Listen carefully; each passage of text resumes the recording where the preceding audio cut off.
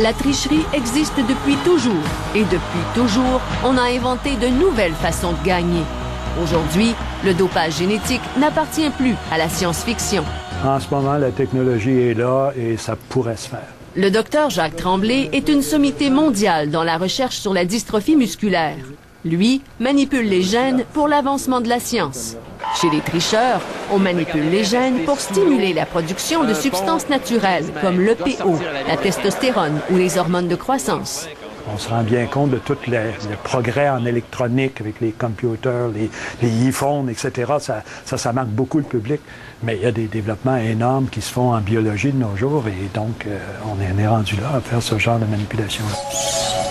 C'est ce qu'on a fait avec une de ces souris, la plus grosse. On lui a introduit un gène qui produit une protéine, la folistatine.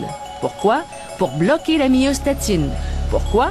Pour faire grossir les muscles. Résultat, ces souris deviennent 50% plus musclées. Quand on les met dans des tests où ils peuvent tirer sur quelque chose, les souris sont beaucoup plus fortes. Pour y arriver, on introduit le gène avec un virus codant ou encore avec des cellules souches. Mais il y a plus simple et moins risqué. Au lieu de modifier le code génétique, on injecte simplement à l'athlète une protéine recombinante, c'est-à-dire faite de cellules modifiées génétiquement pour qu'elles produisent, par exemple, beaucoup de folistatine.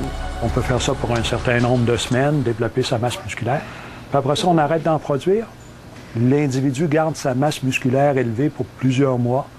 Et puis la protéine recombinante en question, la folistatine, n'est pas décelable parce qu'elle n'est plus là.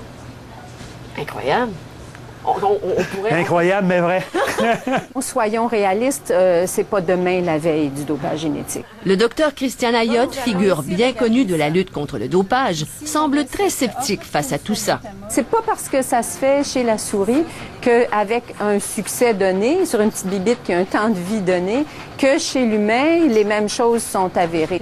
De toute façon, rajoute-t-elle, un comité de vigilance de l'Agence mondiale antidopage veille au grain. C'est fait, c'est parti. Ouais, c'est bon. Mais selon le docteur Mauro Di Pasquale, médecin canadien et auteur de 3 ouvrages sur le dopage sportif, l'AMA se cache la tête dans le sable.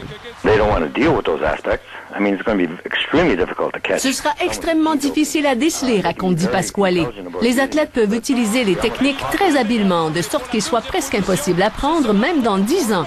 Et cet ex-champion mondial de dynamophilie, qui a aussi sa compagnie de suppléments diététiques, dit être bien branché au monde secret du dopage génétique. Le